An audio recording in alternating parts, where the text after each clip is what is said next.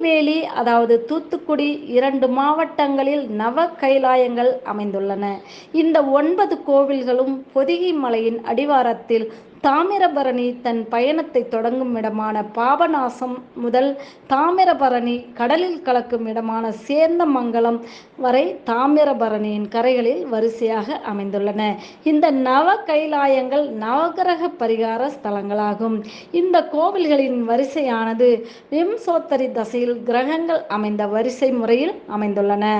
பாபநாசம் என்னும் ஊருக்கு சூரியனாம், சேரன் மகாதேவி சந்திரனாகவும், கோடகநல்லூர் செவ்வாய்க்கும், குன்னத்தூர் ராகு பகவானுக்கும், முரப்பநாடு குரு பகவானுக்கும், ஸ்ரீவைகுண்டம் சனி பகவானுக்கும், தென் திருப்பேரை புதன் பகவானுக்கும், ராஜபதி கேது பகவானுக்கும், சேர்ந்தமங்கலம் சுக்கிரன் பகவானுக்கும் உடையதாகும்.